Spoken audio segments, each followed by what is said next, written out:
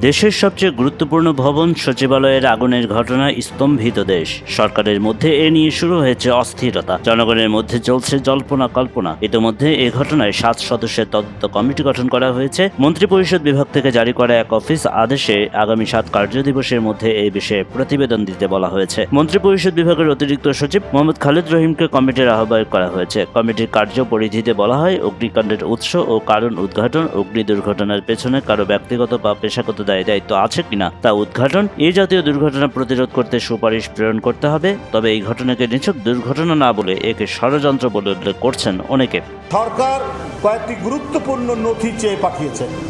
এই নথি চাওয়ার পরেই গতকাল গভীর রাতে এই আগুন, এটা জনমনে বিরাট প্রশ্ন দেখা দিয়েছে। বিএনপি যুগ্ম মহাসচিব অ্যাডভোকেট রুহুল কবির রিজভী এই ঘটনায় ষড়যন্ত্র আছে উল্লেখ করে বলছেন, সরকারের পক্ষ থেকে গুরুত্বপূর্ণ নথিপত্র চাওয়ার পরই সচিবালয়ে আগুন লাগার ঘটনায় জনমনে প্রশ্ন দেখা দিয়েছে। এই ঘটনায় বৈষম্যবৃদ্ধি ছাত্র আন্দোলনের আহ্বায়ক হাসনাত আব্দুল্লাহ এক ফেসবুকে দেওয়া পোস্টে বলেন, হাসিনার ঘি খাওয়া ফ্যাসিস্ট এনাবেলরাই এখন মানবাধিকারের আলাপ দিয়ে ফ্যাসিস্টদের পক্ষে সিম্প্যাথি গেইন ক্যাম্পেইন চালাচ্ছে। এই ক্যাম্পেইন না থামাতে পারলে আপনি শেষ।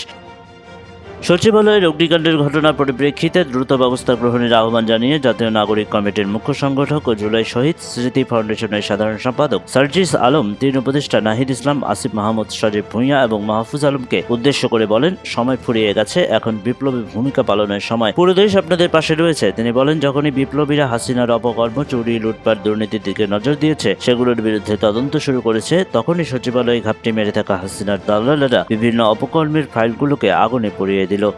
বৈষম্যবৃদ্ধি ছাত্র আন্দোলনের সমন্বয়কের ভূমিকা থেকে অন্তর্বর্তী সরকারের উপদেষ্টার দায়িত্ব পাওয়া আসিফ মাহমুদ, সজীব ভুঁইয়াও সচিবালয়ের অগ্নিকাণ্ডকে অন্তর্বর্তী সরকারকে ব্যর্থ করার ষড়যন্ত্র হিসেবে দেখছেন। বৃহস্পতিবার সকালে ফেসবুক পোস্টে তিনি বলেন, স্থানীয় সরকার, পল্লী উন্নয়ন ও সমবায় মন্ত্রণালয়ে বিগত সময়ে হওয়া অর্থ লোপাট, দুর্নীতি নিয়ে আমরা কাজ করছিলাম। কয়েক হাজার কোটি টাকা লুটপাটের প্রমাণ পাওয়া গিয়েছিল। আগুনে কি পরিমাণ ক্ষয়ক্ষতি হয়েছে এখনো জানা যায়নি। আমাদেরকে ব্যর্থ করার এই ষড়যন্ত্রে যে বা যারাই জড়িত থাকবে তাদের বিন্দু পরিমাণ ছাড় দেওয়া হবে না। এটা ইনভেস্টিগেশনের আগে আমি তো বলতে পারবো না, ইনভেস্টিগেশনের পরে আপনাদের আমরা জানাবো। স্বরাষ্ট্র উপদেষ্টা জাহাঙ্গীর আলম চৌধুরী অবশ্য বলেছেন, সচিবালয়ের আগুনের পেছনে কোনো ষড়যন্ত্র কাজ করেছে কিনা তা তদন্তের পরে বলা যাবে।